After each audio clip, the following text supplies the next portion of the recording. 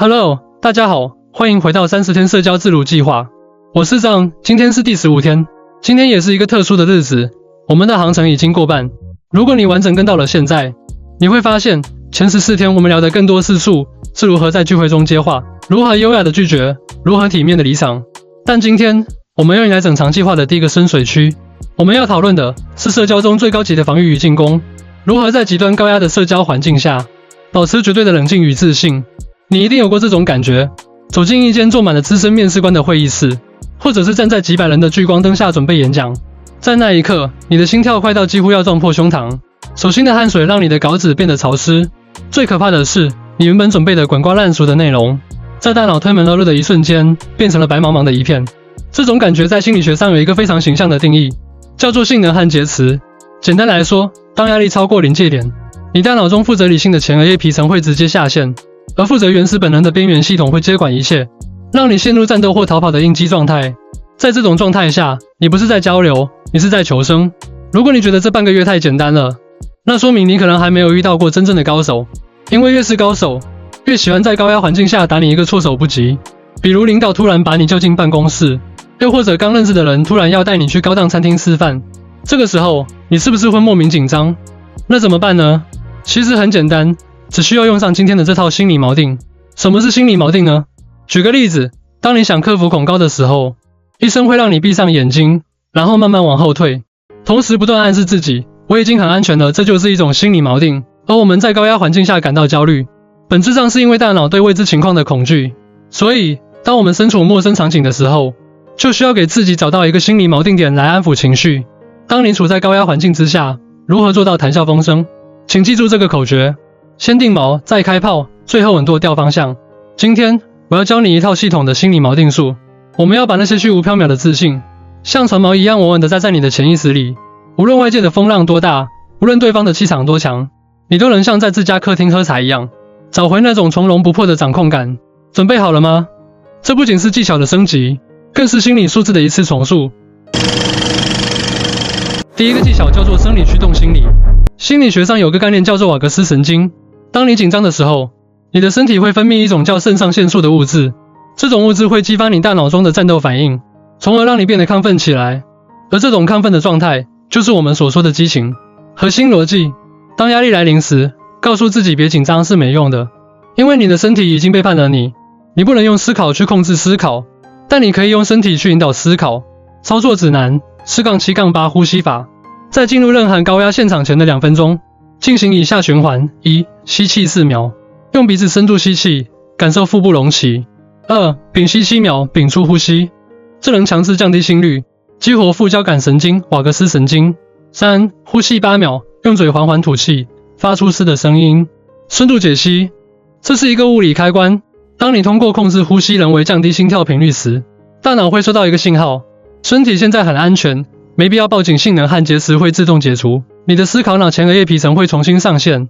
所以在任何需要你发挥出自己最佳水平的场合之前，你可以尝试深呼吸，然后做一下肌肉收紧和放松的动作，让自己的身体感受到压力，这样就可以激活你的瓦格斯神经，让你的大脑处于高度兴奋的状态中。第二个技巧是认知重新标签化。焦虑这个词其实是非常负面的一个词，它会让你感到很烦躁不安。但是如果我们把它换成另外一个词，兴奋，你会发现我们的感觉就会完全不同了。核心逻辑：哈佛大学研究发现，面对压力，说很冷静的人表现最差，而说很兴奋的人表现最好。操作指南：重新定义生理反应，手心出汗，那不是紧张，是身体在分泌肾上腺素，会有接下来的精彩输出预热。心跳加速，那不是害怕，是心脏在为大脑泵入更多氧气，让我思维更快。语言暗示：不要说，千万别搞砸，要说我现在的状态非常好，我迫不及待想展示我的观点。深度解析：焦虑 anxiety 和兴奋 excitement 在生理特征上几乎完全一样，改变你的认知标签，就能瞬间把阻力变成动力。就像我们平时坐过山车一样，刚开始你会觉得有点害怕，但等真正开始的时候，你就不会害怕了，反而会觉得非常的刺激好玩。因为当我们把焦虑换成兴奋之后，事情的本质就已经发生了改变。第三个技巧也是最重要的一点，那就是开场60秒的全自动驾驶。这里呢，我举个例子啊，比如说你现在要去做一场公开演讲，那么你只需要做到以下这几点就行了。第一点，提前准备好1分钟以内的自我介绍，并且练习到可以脱稿为止。第二点，在你上台的前30秒，一定要大声的讲出来，而且声音要足够洪亮，同时还要配上肢体动作，以此来吸引听众的注意力。第三点，接下来的后30秒，你要切换成一个收的状态，用柔和的声音去讲述一些更加有感染力的内容，以此来打动人。只要你掌握了这套方法，那么你在公众场合讲话就再也不用担心冷场的问题了。核心逻辑，高压场合最容易崩盘的是前60秒，一旦开场稳住了，接下来的自信就会产生惯性。操作指南，时刻开场白，无论你的面试会演说有多长，请逐字背诵你的前3句话。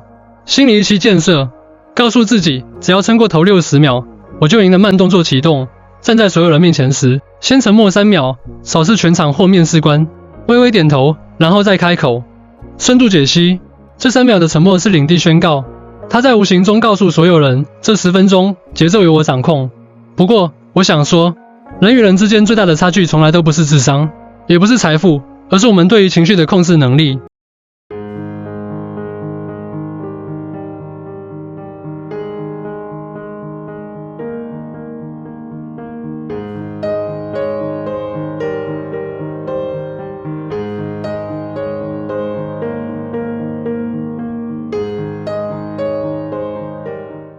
第4个技巧是视觉焦点与额头法则。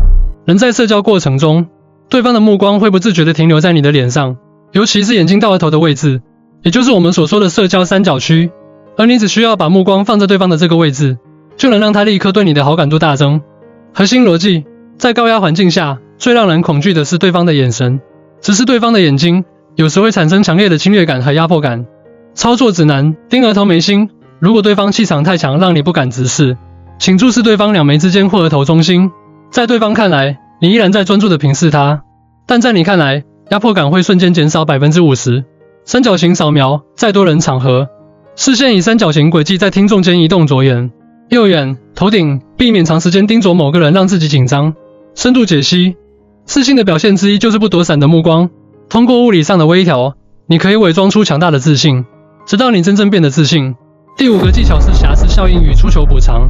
在心理学中有个理论叫做瑕疵效应，意思就是如果一个人拥有的某样东西特别完美无瑕，反而会让人觉得索然无味，但如果是有少许瑕疵的事物，人们反而会觉得更可爱，更有亲近感。核心逻辑，心理学中的瑕疵效应 Prideful Effect 指出，一个优秀的人如果偶尔表现出一点点小失误，反而会比完美无缺的人更受欢迎，更让人幸福。操作指南，接纳失误，如果在面试中说错了，或者在演讲中忘词了，不要慌张道歉，而是开个玩笑。话术，哎呀，看来我这个大脑也需要升级一下系统了。刚才说到哪了？哦，对，降维打击。当你敢于展示自己的不完美时，你其实是在展示一种终极的心理安全感。深度解析，越想表现完美，压力就越大。允许自己有 5% 的不完美，你会表现得更加自然，具有亲和力。这就是为什么很多女生都喜欢拿一些丑萌的表情包去聊帅哥，因为这样会让男生觉得更放松。所以，如果你想跟人拉近关系的话，不妨展示一下自己的小缺点，这样对方反而会更喜欢你哦。第6个技巧是3度空间的空间占领。当我们靠近别人的时候，其实就代表了我们对他的一种好感。但是如果你想要让别人对你产生一种仰慕的感觉，就需要保持一定的距离。就像现在很多情侣拍合照都会采用前脚踩后脚的方式，其实就是为了营造出一种亲密但又不越界的氛围。所以，下次见面的时候，试着给彼此之间制造一点距离吧。核心逻辑，身体姿态直接决定荷尔蒙水平。卷缩的身体会产生皮质醇、压力荷尔蒙，而扩张的身体会产生睾酮、自信荷尔蒙。操作指南 Power Posing， 肩膀舒展，无论坐着还是站着，肩膀向下沉，向后张，露出颈部，手不可见，永远不要把手插在兜里或藏在桌下，双手自然放在桌面上或配合手势，代表你没有隐藏，极其坦诚。适当前倾，表达重点时身体微前倾，展示你的攻击性自信。深度解析，这就是为什么成功人士走路带风。你先学会占用空间，你的大脑就会相信你拥有掌控这个空间的能力。所以，当你处于高压的环境之下，人的认知就会变得狭窄。心理学上有一个非常有趣的现象，叫做心理锚定。当人在极度紧张、恐惧或者是焦虑的时候，会更容易被一些小细节所影响，并且会对这些细节产生刻板印象。这就是为什么我们常说人在慌乱时容易犯错的原因。比如，如果你在面试的时候很紧张，那么你对这个面试官的第一印象就是这个人一定是个老奸巨猾的人，因为他戴着一副金丝眼镜，留着一个小平头，而且说话喜欢用反问句。那这种情况下，你即使后面发挥的再好，也很难改变自己对他的看法。所以在高压的环境下，一定要注意控制自己的视觉焦点。好了，以上就是今天我们要攻克的6个高压社交补丁。再补充一下：1. 专项场景拆解，面试与演讲的救命稻草。场景 A， 面试官抛出一个你完全不会的问题，错误做法，支支吾吾或当场死机，高情商应对，这是一个非常专业的切入点。赞美问题，虽然在这个细分领域我目前还没有实操经验，但如果基于我过往在 B 项目中的逻辑，我会尝试从这3个维度去拆解。展示思维过程，核心，对方考的不是答案，而是你处理压力的思维逻辑。场景 B， 上台演讲前大脑一片空白，救命稻草，找一个点赞员，在台下听众里找一个面善，一直在点头的人，全程多盯着他看，他的正向反馈会成为你的心理支柱。2. 避坑指南，压力下的3个自信杀手。杀手1，语速过快，紧张时人会想赶快说完，这会显得你极度心虚，尝试放慢语速，并在每一段话结束时停顿2秒。杀手2，过多的补白音，这会稀释你的权威感，宁愿沉默也不要发声。杀手3，自我设限，比如在开口前说我可能准备的不太充分，这在心理学上叫自我妨碍，不仅不会减压，还会让听众对你失去信心。3. 结语今日作业，高压场合不是为了惩罚你，而是为了筛选你。当所有人都在压力下颤抖时，如果你能保持哪怕10%的冷静，你就已经赢了。进行一次生理抗压测试。今天在照镜子时，尝试对着镜中的自己做2分钟的超人姿势，双手叉腰，昂首挺胸，然后闭上眼，想象一个你最害怕的社交场景，观察自己在这种自信姿态下，那个场景的恐惧感是不是降低了？欢迎在评论区分享，你经历过压力最大的一次社交时刻是什么？你是怎么熬过来的？下期视频，也就是30天社交自如计划的第16天，我们要讲一个非常有趣的话题，高情商幽默感，如何通过幽默消解尴尬，并瞬间拉近距离。总结一下，说实话，没有人是天生不紧张的。你看到的那些在台上谈笑风生，在关键谈判中面不改色的社交高手，他们并不是没有压力，而是他们学会了如何与压力共处。